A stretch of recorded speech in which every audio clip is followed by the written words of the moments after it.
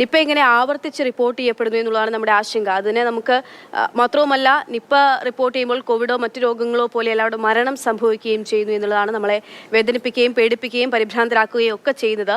അപ്പോൾ നിലവിൽ എങ്ങനെ മുന്നോട്ട് പോകാനാണ് ആരോഗ്യവകുപ്പിന്റെ തീരുമാനം?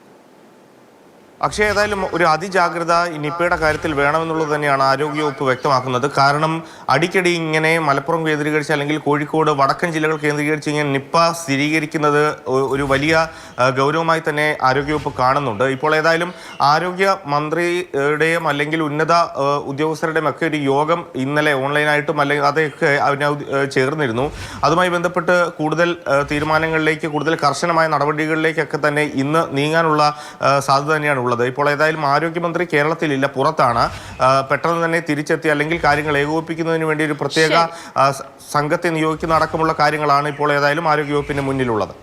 അതീവ ജാഗ്രതയോടുകൂടി തന്നെ മുന്നോട്ട് പോകാനുള്ള നീക്കങ്ങളാണ് ആരോഗ്യവകുപ്പിന്റെ നേതൃത്വത്തിൽ നടക്കുന്നത്. ആ തരത്തിലുള്ള ജാഗ്രതാ നിർദ്ദേശങ്ങൾ നൽകിയിരിക്കുന്നു, നിയന്ത്രണങ്ങൾ നടപ്പാക്കി തുടങ്ങിയിരിക്കുന്നു. അപ്പോൾ നമ്മളും കൂടുതൽ കരുതലോടെ ഇരിക്കുക. പ്രത്യേകിച്ച് ആ പ്രദേശത്ത് താമസിക്കുന്ന ആളുകളൊക്കെ ഈ നിർദ്ദേശങ്ങളൊക്കെ ഒരു തവണ വന്നാലേ അല്ലെങ്കിൽ നമ്മൾ കുറെ കണ്ടല്ലോ അങ്ങനെയൊന്നും ചിന്തിക്കരുത്. നിപ്പയാണ്, അതിനെ ആ തരത്തിൽ പരിഭ്രാന്തി വേണ്ടെന്നൊക്കെ നമ്മൾ പറയുന്നുണ്ടെങ്കിലും അതിനെ ഭയത്തോടു കൂടി തന്നെ നമ്മൾ നോക്കിക്കാണണമെന്നതിൽ യാതൊരു തരത്തിലുള്ള സംശയവുമില്ല.